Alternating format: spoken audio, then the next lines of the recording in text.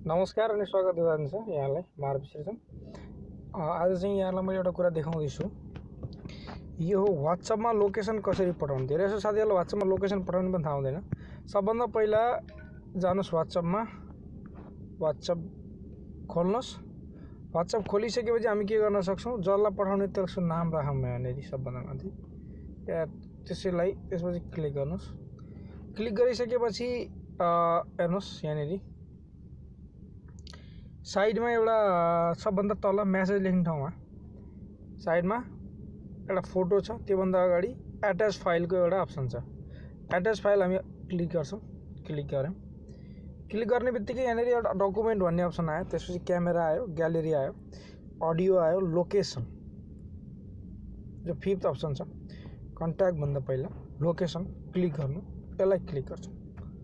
यो क्लिक गर्ने बित्तिकै लोकेसन चाहिँ जीपीएस अन हुनुपर्छ मोबाइलको। त्यसपछि दुईटा अप्सन छ, शेयर योर लोकेसन। यो चाहिँ यो नयाँ भयो, धेरै भएको छैन, 2 महिना जति भयो यो लन्च भएको। माथि एउटा दुईटा कुनामा, माथिपट्टि दुईटा कुनामा, एउटा कुनामा चाहिँ तपाईको सानो एउटा लोकेसन म जहाँ छु त्यो देखाउने छ।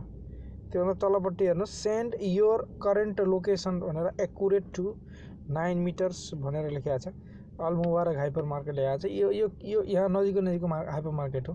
जस्तै यहाँनेरि लकी राउन्ड बोर्ड छ, त्यो हो। र यहाँबाट अब मैले के गर्छु, यसलाई send your current location click गरिदिन्छु। क्लिक गरिदिसकेपछि मेरो लोकेसन गयो। अब हेर्नुस् मेरो लोकेसन आयो अर्को ठाउँमा।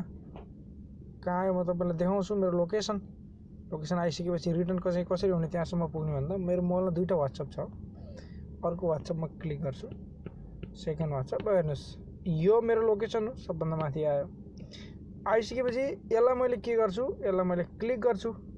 क्लिक गरेपछि अप्सन सोध्छ, यता धेरै छ। जस्तै मकानी नम्बरबाट जान सकिन्छ, स्मार्ट ड्राइभबाट पनि जानिन्छ, हेयर विकोबाट जान सकिन्छ, स्याल यो गाडीको हो, बसको आरटीएको त्यसबाट पनि जान सकिन्छ। सबै अप्सनहरु युज गर्न सकिन्छ। स्मार्ट ड्राइभमा अझमा दुबईमा हुनुहुन्छ भने स्मार्ट ड्राइभ युज गर्न पनि सकिन्छ। मैले चाहिँ म्याप धेरै युज गर्छु। म्याप मलाई ठीक लाग्छ, गुगल म्याप जुन ठाउँमा गए पनि हुन्छ, त्यो कारणले गर्दा। अब त्यसपछि यहाँ गुगल म्यापमा जस्ट वन्स गर्ने ठाउँमा मैले क्लिक गर्ने।